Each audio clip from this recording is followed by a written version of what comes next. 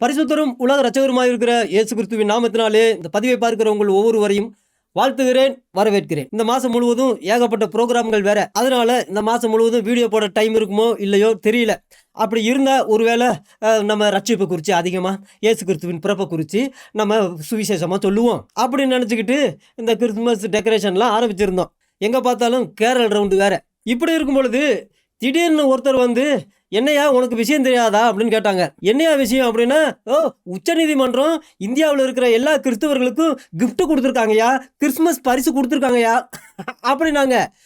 இது ஆச்சரியமா போச்சு. என்னையா சொல்றீங்க? உச்சநீதிமன்றம் நம்ம எல்லாத்துக்கும் கிறிஸ்தவர்கள், இந்தியாவில் இருக்கிற எல்லா கிறிஸ்தவர்களுக்கும் பரிசு கொடுத்துட்டாங்களா, அதுவும் கிறிஸ்துமஸ் பரிசா அப்படின்னு ஆச்சரியப்பட்டுக்கிட்டு இருக்கும் பொழுது அப்பதான் அவர் சொன்னாப்புல, எப்படி இதுக்கு முன்னாடி இஸ்லாமியர்களுக்கு ரம்ஜானுக்கு எப்படி கிஃப்ட் கொடுத்தாங்களோ, பரிசு கொடுத்தாங்களோ, ரம்ஜான் பரிசு கொடுத்தாங்களோ, அதே போலதான் நமக்கும் கொடுத்துருக்காங்கய்யா அப்படின்னாங்க. அப்ப இது அதிசயமா போச்சு.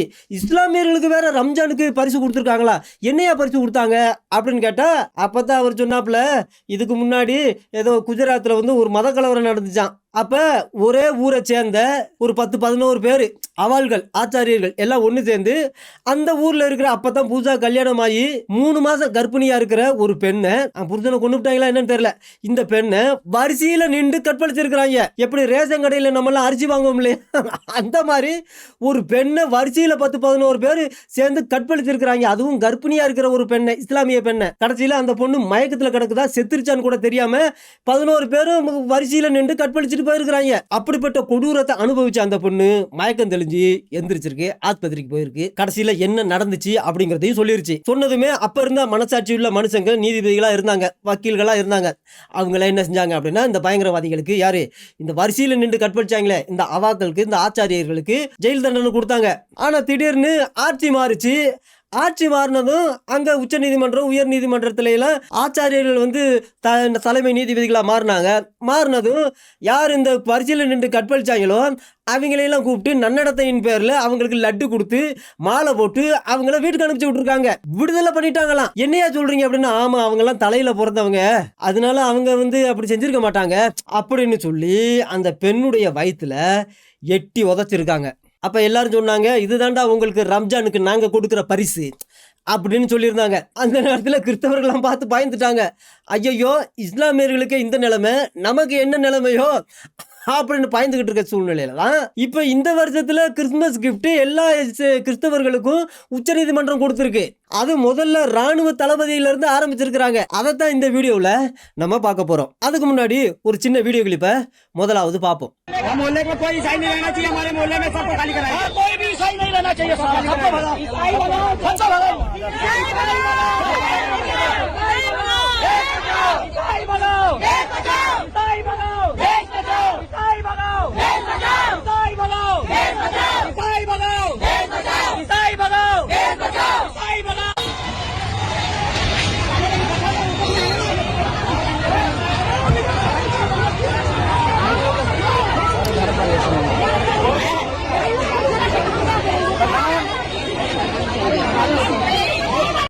पूरे परिवार को धर्मांतरण करवा रहे हैं और अंदर में अभी 4-5 2 लेडीज है और 4-5 महिला पुरुष है। सब ईसाई है, सब खासकर लोग है, ये सब इंसान है, ऐसा नहीं होता। तो बोला क्या नहीं होता है, सिस्टम से काम हो रहा है। अंदर में मोबाइल लगा भाई,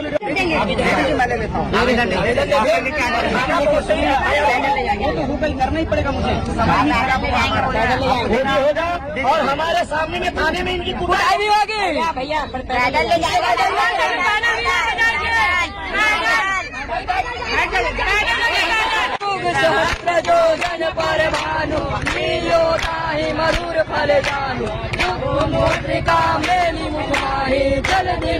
அதாவது இது யூபி நினைக்கிறேன்.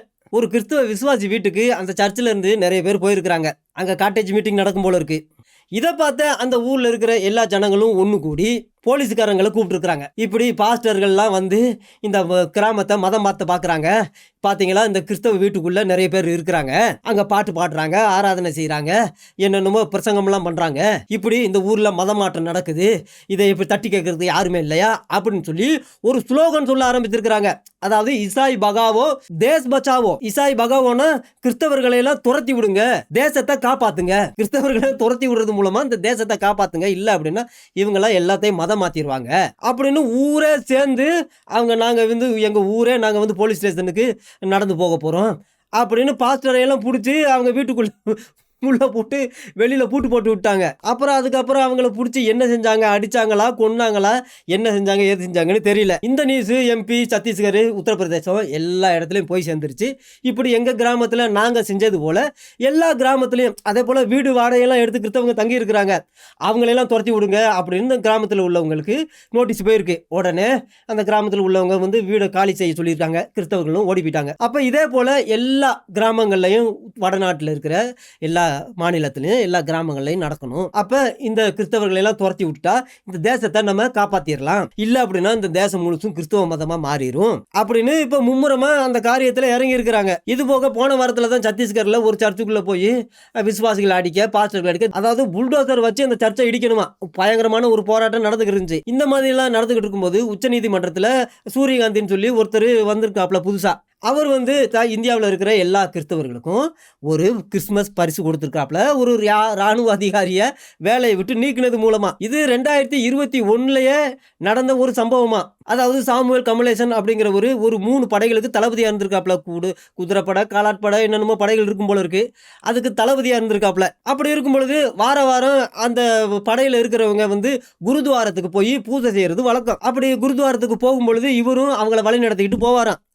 போய் அங்கே வந்து ஒரு பாதுகாப்பாக வெளியில் நிற்பாராம், உள்ளே போக மாட்டாராம். ஏன்னு கேட்டால் அவங்கெல்லாம் அந்த குருத்வாரத்தில் அவங்களுடைய சாமி, அவங்க வணங்குவாங்க, பூஜை செய்வாங்க, மணி அடிப்பாங்க, ஆரத்தி எடுப்பாங்க, எல்லாம் செய்வாங்க. இவர் கிறிஸ்தவர், இவருக்கு அதை செய்யவும் தெரியாது, அதை செய்யவும் கூடாது. அப்புறம் அவங்க பூஜை முடிச்சதுமே அவங்கள கூட்டிகிட்டு திரும்ப அந்த கேம்பஸ்க்கு போவாராம். அப்படி இவர் இராணுவ தளபதியாக இருந்தாலும் அந்த குருத்வாரத்தில் போய் பூஜை செய்கிறதுக்கோ, இல்லை அங்கே கோயில் இருக்கான், இந்து கோயில் இருக்கா, அங்கே போய் சாமி கும்பிடுறதுக்கோ எந்த ஒரு தடையுமே இவர் சொன்னது கிடையாதான். இவர் தான் வழி நடத்திட்டு போவாராம், அப்புறம் கடைசியாக கூட்டிகிட்டு வருவாராம். ஆனால் இவர் கருவறைக்கெல்லாம் உள்ளே போக மாட்டாராம், வெளியவே செருப்பை கழட்டி வச்சுட்டு, ஷூவெல்லாம் கழட்டி வச்சுட்டு அங்கே வெளியில் நிற்பாராம். இதை பார்த்து அந்த குருத்வாரத்தில் அந்த சாமி கும்பிட்றவங்க எல்லாம் வந்து, ஐயா நீங்களும் வந்து சாமி கும்பிடுங்க அப்படின்னு சொல்ல. அப்போ இவர் சொல்லியிருக்காப்புல, நான் வந்து கிறிஸ்தவன், அதனால நான் சின்ன வயசுலேருந்து சாமியெல்லாம் கும்பிட்டது கிடையாது, நீங்கள் கும்பிட்டு வாங்க அப்படின்னு சொல்லியிருக்காப்புல. இதை பார்த்த அந்த இராணுவ படையில் இருந்த ஒரு அதிசயமான ஒரு மனுஷர், இராணுவ வீரர், நேராக மேலிடத்துக்கு தகவல் சொல்லியிருக்காப்புல. என்ன அப்படின்னா, நாங்கள் வந்து குருத்வாரத்தில் மணியாட்டுறோம், ஆரத்தி எடுக்கிறோம், சாமி கும்பிட்றோம். ஆனால் இந்த சாமுவேல் கமலேசன் அப்படிங்கிற இந்த கிறிஸ்துவ அதிகாரி, எங்களுக்கெல்லாம் கேப்டனாக இருக்கிறவர் வந்து இந்த குருத்வாரத்தில் வந்து மணியாட்ட மாட்டேங்கிறாரு, சாமி கும்பிட மாட்டேங்கிறாரு அப்படின்னு சொல்லியிருக்காங்க. அப்போ தான் இந்த பெரிய இராணுவ தளபதி வேற மத்திய பிரதேசத்துக்கு போய் ஒரு பெரிய சாமியார்கிட்ட வந்து தீட்சையெல்லாம் வாங்கிட்டு வந்திருக்காப்புல. அப்போ தீட்சை வாங்கும்போது அவர் சொல்லியிருப்பார் போல இருக்கு, உங்கள் இராணுவத்தில் நிறைய பேர் இருக்கிறாங்க, கிறிஸ்தவர்கள் இருக்கிறாங்க, அவங்களெல்லாம் கிளென்சிங் பண்ணி விடுங்க, ஏன்னு கேட்டால் அவங்களாம் சாமி கும்பிட மாட்டாங்க அப்படின்னு சொல்லியிருப்பார் போல இருக்கு. அப்போ தீட்சை வாங்கிட்டு வந்த அந்த கையோட முதல்ல கிளென்சிங் பண்ண ஆரம்பிச்சிருக்காப்புல. அப்போ தான் நேரடியாக இவருடைய கமலேசனுடைய மேல் அதிகாரியை அனுப்பிச்சிருப்பார் போல இருக்கு.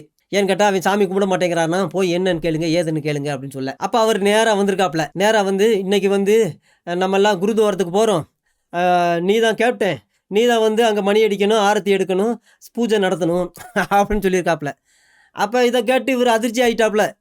எனக்கு நான் இது வரைக்கும் செஞ்சது கிடையாதுங்க, நான் இது வரைக்கும் கோயிலுக்கு போனது கிடையாது, நான் ஒரு கிறிஸ்தவன், அதனால அதை எனக்கு செய்ய தெரியாது அப்படின்னு சொல்லியிருக்காப்புல. இல்லை, இது வந்து என்னுடைய ஆணை, இது வந்து என்னுடைய கட்டளை, நீ தான் இதை செய்யணும், கருவறைக்குள்ளே நீ தான் போகணும்னு சொல்லியிருக்காப்புல. இந்தியா முழுசும் என்ன பிரச்சனை என்னன்னா, கோயிலுக்குள்ளே கருவறைக்குள்ளே மற்ற ஜாதியினரோ மற்ற மதத்தினரோ போகக்கூடாது. ஆனால் இந்த இராணுவத்தில் இருக்கிற இந்த குருத்வாரத்துக்குள்ளே இந்த இராணுவ அதிகாரி போய், கிறிஸ்துவர் போய் கருவறைக்குள்ளே சாமி கும்பிடணுமா, பூஜை செய்யணுமா, மணி அடிக்கணுமா, ஆரத்தி எடுக்கணுமா, அப்படி கட்டளை கொடுத்துருக்காப்புல. கடைசியில் இவர் பார்த்துருக்காப்புல, இல்லைங்க இது எங்கள் வேதாகமத்துக்கு எதிரானது, என்னுடைய விசுவாசத்துக்கு எதிரானது, நான் இது செஞ்சதும் கிடையாது, நான் செய்யவும் மாட்டேன் அப்படின்னு சொல்லியிருக்காப்புல. அப்போ இவர் மேல் அதிகாரிகளுக்கு தகவல் கொடுத்துட்டாப்புல. கொடுத்ததும் அவங்கள உடனே இராணுவத்திலிருந்து வேலையை விட்டே நீக்கிட்டாங்க. இதை பார்த்து அதிர்ச்சி அடைஞ்சிட்டு இவர் என்ன செஞ்சிருக்காரு, நேரம் ஹைகோர்ட்டுக்கு போயிருக்காப்புல. அங்கே போனதும் அங்கே அதிகாரிகள் வந்து அதிசயமான ஒரு பதிலை சொல்லியிருக்காங்க. ஆமாம், நீ இராணுவ அதிகாரிக்கு கீழ்பட்டிருக்கணும் அப்படின்னு சொல்லியிருக்காப்புல. அப்போ இது வந்து இராணுவ வேலைக்கும் சாமி கும்பிட்றதுக்கும் என்னையா சம்பந்தம் அப்படின்னு இவரும் கேட்டிருக்காப்புல. அவங்க உன்னை வேலையை விட்டு தூக்குனது சரிதான் அப்படின்னு சொல்லி அனுப்பிச்சிட்டாங்களாம். அப்புறம் இவர் நேராக சுப்ரீம் கோர்ட்டு போயிருக்காப்புல. அப்போ தான் சுப்ரீம் கோர்ட்டில் சூரியகாந்தி அப்படிங்கிற ஒரு புதுசாக இப்போ வந்து தலைமை நீதிபதியாக ஆயிருக்காப்புல. அவர் வந்த உடனே இந்தியாவில் இருக்கிற எல்லா கிறிஸ்தவர்களுக்கும் ஒரு கிறிஸ்மஸ் பரிசு கொடுக்குற விதமாக அந்த இராணுவ அதிகாரிக்கு ஒரு தீர்ப்பு சொல்லியிருக்காப்புல. என்ன அப்படின்னா, நீ வந்து கேப்டனாக இருக்கிறதுனால நீ தான் எல்லாத்துக்கும் முன்மாதிரியாக ஆர்மியா இருந்து அந்த கோயில்ல போய் மணி அடிச்சு ஆரத்தி எடுத்து அந்த குருத்வாரத்துல நீ வந்து பூஜை செஞ்சிருக்கணும். நீ அதை செய்யாததுனால நீ ஆர்மியா இருக்கிறதுக்கே உனக்கு யோகியதை இல்ல, தகுதி இல்லைன்னு சொல்லியிருக்காப்ல. இது போதாது அப்படின்னு காட்டு மிராண்டி அப்படிங்கிற மாதிரியான ஒரு வார்த்தையை உபயோகிச்சிருக்காப்ல. அடங்கா பிடாரி அப்படிங்கிற மாதிரியான ஒரு வார்த்தையை உபயோகிச்சு உனக்கு வந்து ஆர்மியில மிலிட்டரியில இருக்கிறதுக்கு எந்த யோகியதையும் இல்லைன்னு சொல்லியிருக்காப்ல. அப்ப இவர் சொல்லியிருக்காப்ல, ஐயா இவரும் வந்து ஒரு ராணுவ படை தளபதி, இவருக்கு கீழே ஏகப்பட்ட பேர் வேற படையில இருக்கிறாங்க. அப்ப இவர் ஒருவேளை கிறிஸ்தவரா இருக்கிறதுனால அவங்களையெல்லாம் இவர் சர்ச்சுக்கு கூட்டிட்டு போயிருந்தாலோ இல்ல அங்க போய் ஆராதனை செய்ய சொல்லவோ ஜெபம் செய்ய சொல்லவோ இல்ல ஞானத்தினான எடுக்க சொல்லவோ, ஏன்னு கேட்டா நம்ம எல்லாம் ஒத்துமையா இருக்கணும் அப்படின்னு உங்களுடைய லாஜிக் படியே அவங்க வந்து அவர் அதை செய்ய சொல்லியிருந்தா அவங்க செஞ்சிருப்பாங்களா? இல்ல அதை செய்யாததுனால இவர் வந்து வேலையை விட்டு தூக்கி இருந்தா அதை நீங்க வந்து சரின்னு சொல்லியிருப்பீங்களா அப்படின்னு கேட்டிருக்காப்ல. அதே போல ஒரு இஸ்லாமிய ராணுவ படை தளபதி இருந்து தனக்கு கீழே இருக்கிற அந்த படையில் உள்ளவங்களை எல்லாம் வாங்க அப்படின்னு சொல்லி கூட்டிட்டு போய் மசூதியில் கூட்டிட்டு போய் அங்கே தொழுகை செய்ய சொன்னாலோ இல்லை அவங்கள வந்து சுண்ணத்து செய்ய சொன்னாலோ அதை நீங்கள் வந்து ஏற்றிருப்பீங்களா? அவங்க செய்யாததுனால அவங்கள வேலையை விட்டு தூக்கி இருந்தா நீங்கள் ஏற்றிருப்பீங்களா அப்படின்னு கேட்டிருக்காங்க. ஆனால் சூரியகாந்தி ஐயா ஒரே இதாக இருந்திருக்காப்ல, வேலையை விட்டு தூக்குனது தான் சரி. ஏன்னு கேட்டால் குருத்வாரத்தில் மணி அடிக்க தெரியாதவன், ஆரத்தி எடுக்க தெரியாதவனுக்கு ஆர்மியில் இருக்கிறதுக்கு எந்த யோகியதையுமே இல்லை அப்படின்னு காட்டு மிராண்டி அடங்காப்பிடாரி அப்படிங்கிற பேரெல்லாம் அந்த சாமுவேல் கமலேசனுக்கு கொடுத்து இதுதான் என் தீர்ப்பு அப்படின்னு சொல்லியிருக்காப்ல. அப்ப இந்த வக்கீல் ஐயாவும் சொல்லியிருக்காரு, ஐயா இப்படிப்பட்ட ஒரு தீர்ப்பை கொடுத்தீங்க அப்படின்னா இந்தியாவில் இருக்கிற எல்லா கிறிஸ்தவர்களுக்கும் இது ஒரு த்ரெட் மாதிரி ஆயிரும், இது மிகப்பெரிய ஒரு விமர்சனத்திற்குள்ளான ஒரு தீர்ப்பா மாறிடும் அப்படின்னு சொல்லியிருக்காப்ல. ஆனா அதை கேட்காம சூரியகாந்தி ஐயா சொல்லியிருக்காப்ல, இது நான் கொடுக்கிற ஒரு ஸ்ட்ராங்கான மெசேஜ் ராணுவ வீரர்கள்ல எல்லா துறையிலையும் இருக்கிறவங்களுக்கு அப்படிங்கிற மாதிரி சொல்லி தீர்ப்பு சொல்லியிருக்காப்ல. அப்ப வடநாட்டில் இருக்கிற எல்லா மீடியாக்களும் இதுக்கு வந்து ரொம்ப ஆதரவு தெரிவிச்சு, ஐயா நீங்க இப்படிப்பட்ட தீர்ப்பை சொல்லியிருக்கீங்க, இதுதான் அதிசயமான தீர்ப்பு, இப்படித்தாயா ராணுவத்துறையில் மட்டும் இல்லைங்க, எல்லா காவல்துறை அப்புறம் இன்னும் என்னென்ன துறை, மருத்துவத்துறை, என்னென்ன துறை இருக்கோ இந்தியாவில் அந்த துறையில எல்லாம் ஏகப்பட்ட கிறிஸ்தவங்க இருக்கிறாங்க, அங்கே டாக்டராக இருக்கிறாங்க, பெரிய பெரிய அதிகாரிகளாக இருக்கிறாங்க. அதனால தயவு செஞ்சு இதே போல தீர்ப்புகளை அவங்களுக்கும் சொல்லுங்க. ஏன்னு கேட்டால் குருத்வாரத்தில் மணி அடிக்க தெரியல அப்படின்னா உனக்கு ஆர்மியில் இருக்கவே, மிலிட்டரியில் இருக்கவே, ராணுவத்தில் இருக்கவே உனக்கு தகுதி இல்லை அப்படின்னு சொன்ன மாதிரி அந்த மருத்துவத்தில் துறையில், காவல்துறையில், அப்புறம் இன்னும் என்னென்னமோ துறையில் இருக்கிற எல்லா அதிகாரிகளும் அவங்களுக்கு வந்து கோயிலில் பூஜை செய்யலை அப்படின்னா அவங்க வந்து காவல்துறையிலையோ இல்லை மருத்துவத்துறையிலையோ இருக்கிறதுக்கு தகுதி இல்லை அப்படின்னு சொல்லி அவங்களையும் வேலையை விட்டு தூக்கி அவங்களுக்கு இப்படிப்பட்ட ஸ்ட்ராங்கான மெசேஜ் கொடுங்கயா அப்படின்னு சொல்லி அங்கே வடநாட்டில் நிறைய யூடியூபர் எல்லாம் இருக்கிறாங்க, அவங்கெல்லாம் வந்து என்கரேஜ் பண்ணியிருக்கிறாங்க. உங்களுடைய உச்ச நீதிமன்ற தீர்ப்பை நாங்கள் வந்து ஆதரிக்கிறோம். இப்படிப்பட்ட நீதிபதிகள் தான் எல்லா நீதிமன்றங்களையும், இந்தியாவில் இருக்கிற எல்லா நீதிமன்றங்களையும் வேணும். சூரியகாந்தி ஐயா வந்து தலைமை நீதிபதி ஆனதுமே இந்தியாவுக்கே ஒரு விடிவெள்ளி உதயமானது மாதிரியான ஒரு ஃபீலிங் எங்களுக்கு வந்திருக்கு அப்படின்னு வடநாடுக்குள்ள ஒரே சந்தோஷம். ஏற்கனவே நாடு முழுவதும் கிறிஸ்தவர்களை துரத்தி விடு, தேசத்தை காப்பாத்து அப்படிங்கிற ஸ்லோகன் ஓடிக்கிட்டு இருக்கு. இப்படி இருக்கும் பொழுது குருத்வாரத்தில் மணி அடிக்க தெரியல அப்படின்னா அவனுக்கு எந்த துறையிலையும் இருக்கிறதுக்கு, அதிகாரியா இருக்கிறதுக்கு எந்த யோகியதையுமே, சாதாரண ராணுவ வீரனா இருக்கிறதுக்கே யோகியதை இல்லையா? அதிசயமான தீர்ப்பை சூரியகாந்தி ஐயா சொல்லியிருக்காப்ல. இனி என்னென்ன நடக்க போகுது அப்படிங்கிறது நமக்கு தெரியல. இதுக்கெல்லாம் எதிர்ப்பு தெரிவித்து எந்த ஒரு கருத்துமே வெளியிடக்கூடாதான்.